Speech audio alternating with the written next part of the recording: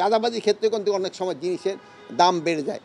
রমজানের সময় যদি কোনো নিত্যপণ্যের দাম বাড়ায়, সে শুধু জনগণের কাছে না, সে আল্লাহর কাছেও কিন্তু দায়ী হয়ে থাকবে।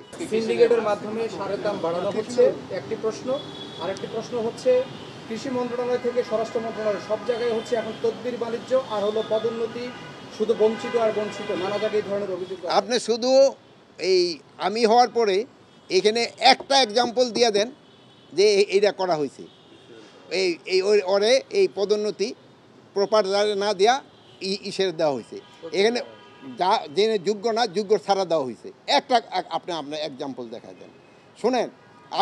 আপনারা আমার দুর্নীতি যদি করি, আপনারা লিখে দেন যে স্যার আপনি এখানে দুর্নীতি করতেছে, আমার তো কোনো আফসোস নেই। আপনারা সত্যি কথা লিখবেন, এটি তো চাই। আপনারা সত্যি কথা লিখলে জনগণ, হ্যাঁ আপনারা যেটা বললেন, হ্যাঁ চাঁদাবাজি এগুলির ক্ষেত্রে অবশ্যই চাঁদাবাজির ক্ষেত্রে কিন্তু অনেক সময় জিনিসের দাম বেড়ে যায়। এই জন্য আমরা কিন্তু যেন চাঁদাবাজির মাধ্যমে জিনিসপত্রের দাম না বাড়ে, এই জন্য আমরা চেষ্টা করতেছি। আমি আরেকটা জিনিস আপনাকে অনেক বলছি, আপনাকে আজকেও আবার বলতেছি যে আমি এই উপদেষ্টা হওয়ার পর কিন্তু আমার আত্মীয় স্বজনের সংখ্যা বেড়ে গেছে, আমার বন্ধুবান্ধবের সংখ্যাও বেড়ে গেছে। এই বন্ধুবান্ধব যারা হয়তো কোনো দিন দেখেন, হ্যাঁ ভাই আপনার সাথে তো একসাথে পড়ছি, এই আছে, এই সংখ্যা কিছুটা তো বাঙালিকে একটা সমস্যা হয়। এই জন্য কিন্তু আমাদেরও কিন্তু অনেক কেয়ারফুল থাকতে হয়। এই জন্য আপনারা আমাকে সবসময় কারেক্ট সংবাদ দিয়ে যাচ্ছেন, আপনাদেরকে এই সংবাদের উপর ভিত্তি করে কিন্তু আমরা কাজ করে যাচ্ছি। কিন্তু আপনি আমার যেটুকু এন্টারটেনমেন্ট, ওইটার ক্ষেত্রে যদি আপনারা লেখেন যে না সে এন্টারটেনমেন্ট কেন নিবে, আমার এন্টারটেনমেন্ট আমাদের আমি যে থেকে বেশি খরচ করি কোথাও, এটা আপনারা বলেন। রমজানে যেসব ব্যবসায়ীরা সিন্ডিকেট করে যদি নিত্যপণ্যের দাম বাড়ায়, তাদের বিরুদ্ধে আপনাদের অবস্থানটা কী থাকে? রমজানের সময় যদি কোনো নিত্যপণ্যের দাম বাড়ায়, সে শুধু জনগণের কাছে না, সে আল্লাহর কাছেও কিন্তু দায়ী হয়ে থাকবে। সে কিন্তু আল্লাহর কাছেও দায়ী হয়ে থাকবে।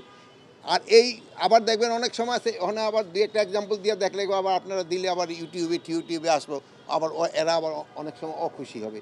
কিন্তু এটা ক্ষেত্রে আপনারও লোকজনকে সচেতন করবেন, এবং আমাদের ক্ষেত্রে আমাদের যতটা অ্যাকশন নেওয়ার আমরা অতটা নিব।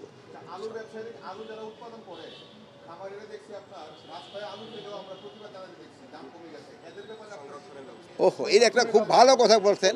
শোনেন, আমি কিন্তু আলু এলাকারই লোক, আমার বাড়ি মুন্সিগঞ্জ। হ্যাঁ, এই আলুর কিন্তু গতবার যেহেতু আলু প্রোডাকশন একটু কম হওয়ায় অনেক কোল্ড স্টোর খালি পড়ে রয়েছিল, অনেক কোল্ড স্টোর কিন্তু খালি পড়ে রয়েছিল।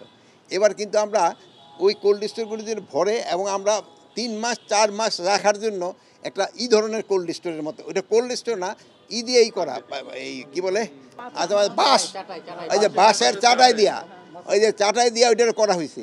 ওইটা বাতাসও যেন পায়। একজন কৃষক তো সাধারণত হয় কি, বৈশাখ মাসের পরেই আলু পচা শুরু হয়ে যায়, সে যেন বৈশাখটা না হয়ে যেন জ্যৈষ্ঠী আষাঢ় শ্রাবণ পর্যন্ত নিতে পারে, এই ব্যবস্থা করা হচ্ছে। স্যার একদম শেষ প্রশ্ন, আওয়ামী লীগ ফেব্রুয়ারিতে এবং মার্চে কর্মসূচি দিয়েছে না, আমার কি আজকে আমি কৃষি ছাড়া কোনো কিছু না, আমি কৃষি ছাড়া না, আজকে আমি কৃষি না।